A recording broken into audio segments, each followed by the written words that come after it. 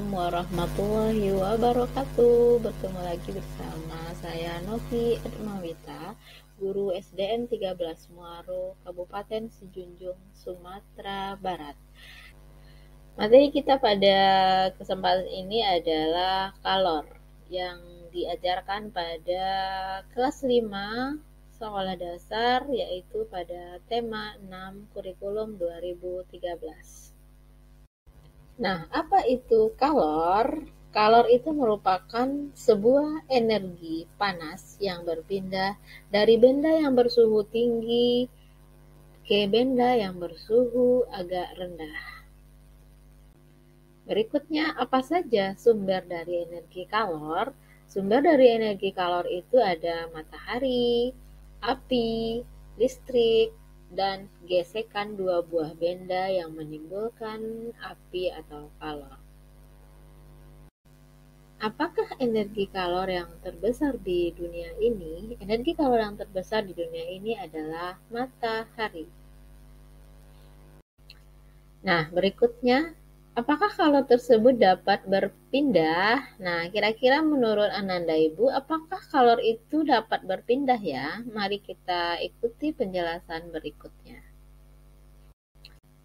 Nah, Ananda Ibu semuanya, ternyata kalor dapat berpindah melalui 3 cara. Yang pertama adalah konduksi, kemudian konveksi, dan yang ketiga adalah radiasi.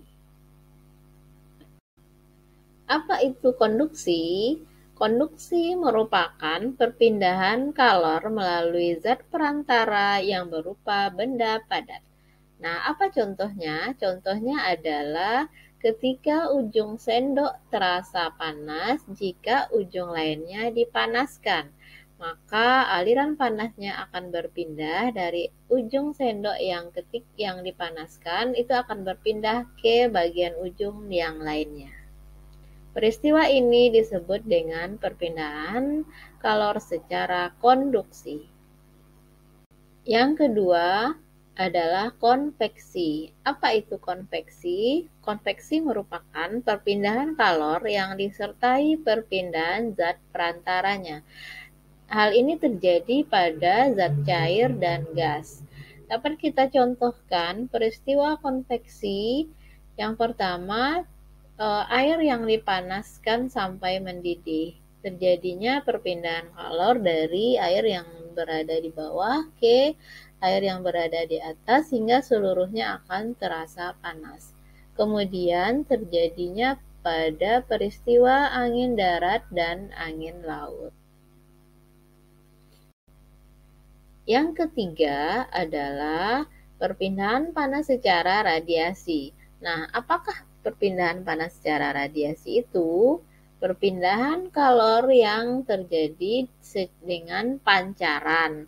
Nah, apa contohnya? Yaitu panas matahari dan panas api unggun. Ketika kita berdiri di bawah terik sinar matahari pada siang hari, itu panas matahari akan terasa panas di tubuh kita. Demikian juga ketika kita berada di dekat api unggun, panas dari api unggun itu akan berpindah ke badan kita. Peristiwa ini disebut dengan perpindahan kalor secara radiasi. Nah, berikutnya sifat bahan pengantar panas. Ternyata bahan pengantar panas itu mempunyai 3 sifat. Yang pertama adalah konduktor, kemudian isolator, dan semikonduktor. Mari kita lihat penjelasan ketiga sifat bahan pengantar panas ini. Yang pertama adalah konduktor. Konduktor merupakan bahan yang dapat mengantarkan panas dengan baik sekali. Apakah contohnya? Contohnya adalah benda-benda yang terbuat dari kaca dan logam, seperti besi, aluminium, dan tembaga. Yang kedua disebut isolator. Isolator merupakan bahan yang tidak dapat mengantarkan panas. Contohnya adalah kain, kayu, plastik, dan lain-lain. Sedangkan yang ketiga disebut bahan semikonduktor. Nah, apa itu bahan semikonduktor? Bahan semikonduktor adalah bahan yang sedikit dapat mengantarkan panas. Apa saja contohnya? Contohnya seperti silikon dan germanium.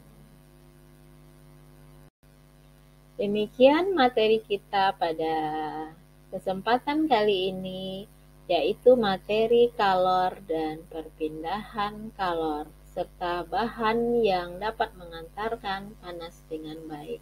Terima kasih Ananda, sampai jumpa kembali. Wassalamualaikum warahmatullahi wabarakatuh.